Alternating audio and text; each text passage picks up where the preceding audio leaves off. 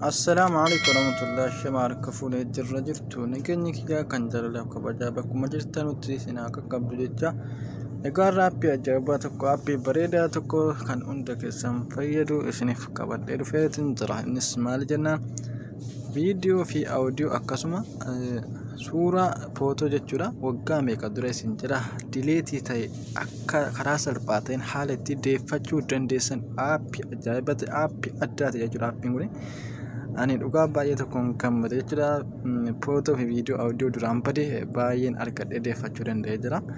Kana qofas miti fakkeenyaaf waastappii sagalee namaaf ergaa turtan namni isiniif rikoordii haasaa turtan dileetii ta'e lee isiniif baasa jechuudha. Audio adda addaa viidiyoo akkasuma footoo babbareedaa akka carraa yookaan dingata osoo hin beekin dagattanii gubdantaa kana karaa salphaatiin otomaatika isiniif deebisa jechuudha. Sekoondii muraasa keessatti haala itti fayyadama isaa waliin ilaalla. Egaa warri gara chaanala kanaa dhuftan sabiskiraayibii gochuudhaan viidiyoo kana laayikii tuqaasiniin jecha okkee maggama barasichaatti isin dabarsa. Egaa appii kana bakki isin argattan immoo diskiripshinii jala waan ta'eef diskiripshinii tuquudhaan dhaxxanii appii sana buufattu jechuudha.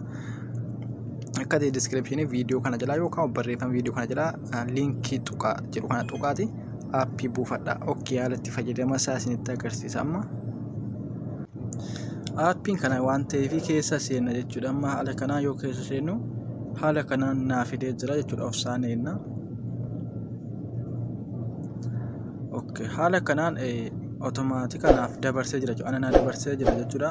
Isiniif hayyama isin gaafachuu mala yookaan halluu bakka jiru hayyama kennitanii waan inni isin barbaade qofa guuttaniif jechuudha. Darbuu qabdu asii halluu jettanii dabartuu akka mobaayila keessatti isin fiduu danda'a. Anaaf naaf fidee jira haala kanaan.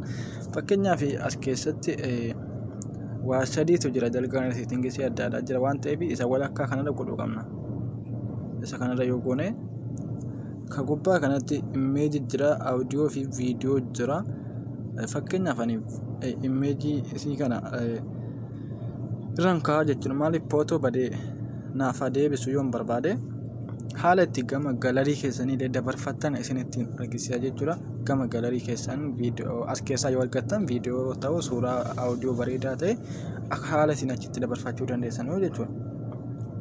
Fakkeenyaaf immeejii kanarraan kaa'aa jechuudha. Immeejiin kun mana footooti, kun immoo mana viidiyooti. Kun asitti audio meeqa akka naa deebise ilaala. Audio asiin gubataa ture otomaatika akka inni lakkaa'aa jiru jechuudha. Sekoondii muraasa keessatti 2300 fi 2400 lakkaa'aa jira jechuudha. Haala kana argaa jirtu saffisaan lakkaa'aa jira. Raayitiin kun irra jijjiiraachuu qaba jechuudha. Isiniif akka lakkaa'uuf asitti audio hin xumurre jechuudha. Harkaan akkana ol oofa jechuudha. Guutumaan akkanaa baasuuf akkasii ol oofa jechuudha. Akkas harka kiyyaan ol xaacha akka guutuu baasu. Egaa viidiyoo 2500 gaira jechuudha. Audioon akkuma argaa jirtan gubbaa sanatti ofsaan ilaala jechuudha.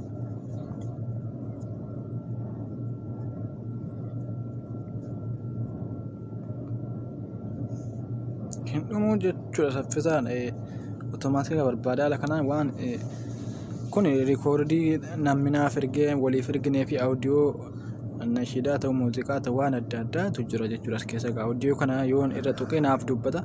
Egaa dubbachiifachuu yoo barbaadde immoo kun bakkuma sagalee kana gadi tuttu jechuudha. Dubbatu yoo barbaadan asumarra tuttu quba keessaniin bakka sagalee kana jechuudha irratti yoo tuttan isiniif dubbachuu danda'a.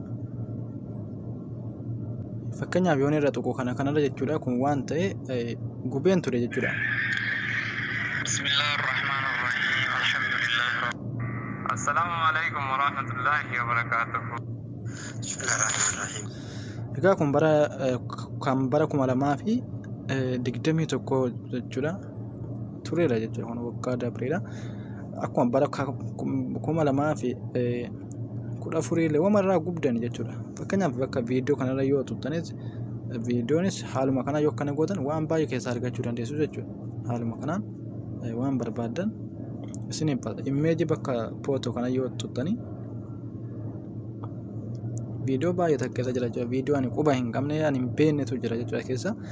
Kanaaf akka carraalee namni yoo isin jalaa kan fuudhee bilbila keessan keessaa waan baay'ee argachuu waan danda'uuf bilbila keessan keessaa akka carraa waan baay'ee arguu waan danda'uuf nama keetillee bilbila kennuun booda kana nama sodaachisa jechuudha. Maaliif wanni isin gubdan deebi'uu danda'a.